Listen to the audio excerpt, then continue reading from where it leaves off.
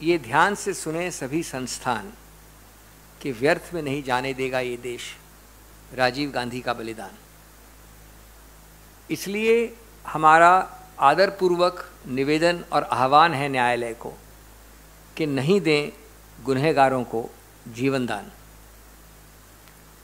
देखिए, न्याय होना भी चाहिए और दिखना भी चाहिए, प्रतीत भी होना चाहिए।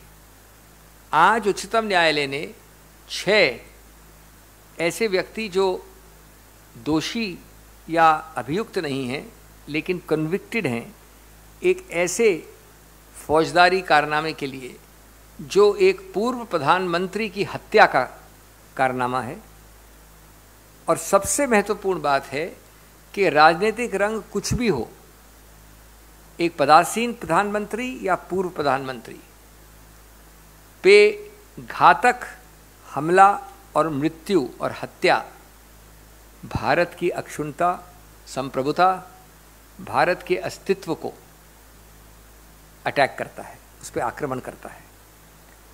इसमें कोई राजनीति का रंग नहीं होता। और ऐसे एक जो अपराध है, जघन्य अपराध, उसके लिए आप आम तौर वाले प्रशासनिक कारणों से 6 लोगों को और एक व्यक्ति को पहले मई 2022 में रिहा नहीं कर सकते। ये कांग्रेस का आदरपूर्वक स्टैंड है उच्चतम न्यायालय के निर्णय के विषय में।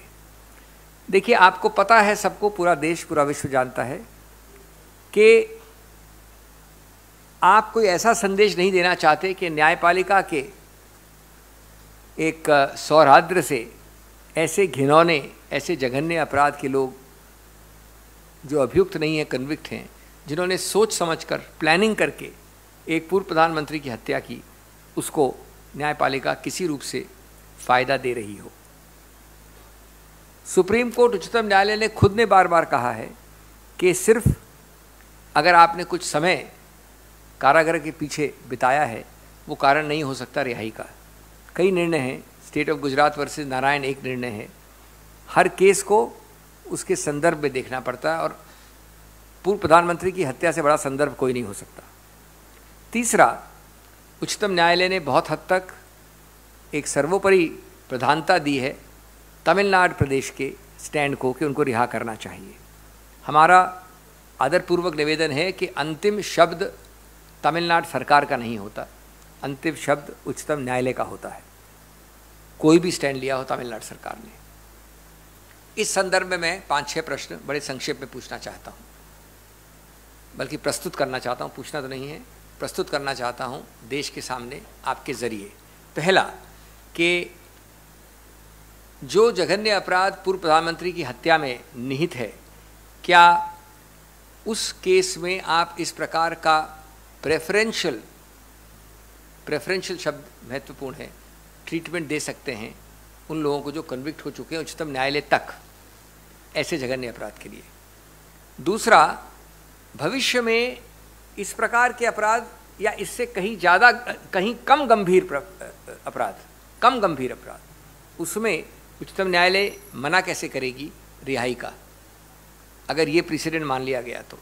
तीसरा, अगर रिहाई का कारण स्वास्थ्य अस्वस्थता है, अगर रिहाई का कारण काफ़ी समय बिता देना है जेल में, अगर रिहा का कारण अच्छा एक कॉन्डक्ट है जेल के पीछे, तो मैं समझता हूँ कि ये हज़ारों ऐसे व्यक्तियों को लागू होता है, लाखों को, जो आज गलत चार्जेस पे भारतीय जेल्स में पड़े हैं।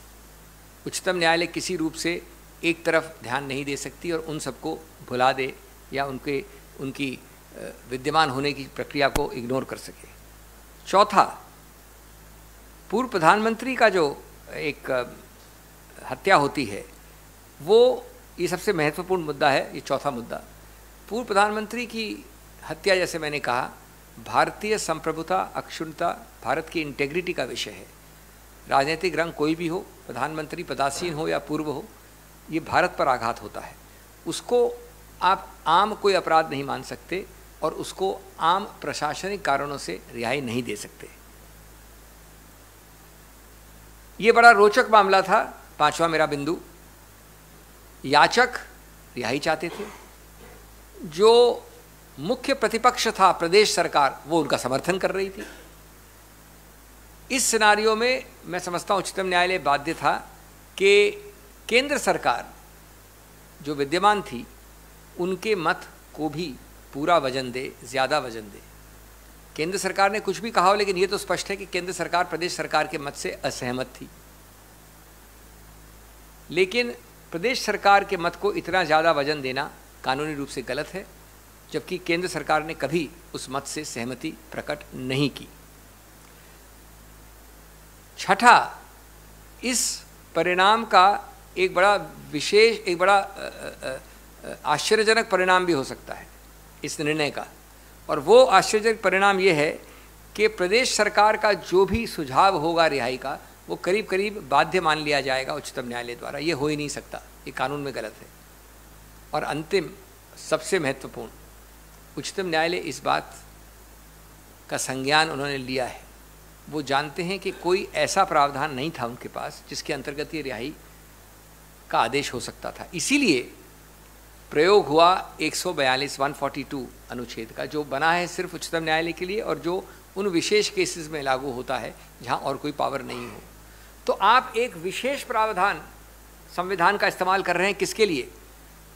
पूर्व प्रधानमंत्री के जघन्य हत्या के कांड में। मैं समझता हूँ ये उपयुक्त नहीं है, ये गलत है, और इसलिए हम विनम्रतापूर्वक कहते हैं कि हमारे पास जो भी कानूनी विकल्प होंगे वो हम इस्तेमाल करेंगे, और हम प्रार्थना करेंगे माननीय न्यायालय से कि ये निर्णय खड़ा नहीं होना चाहिए।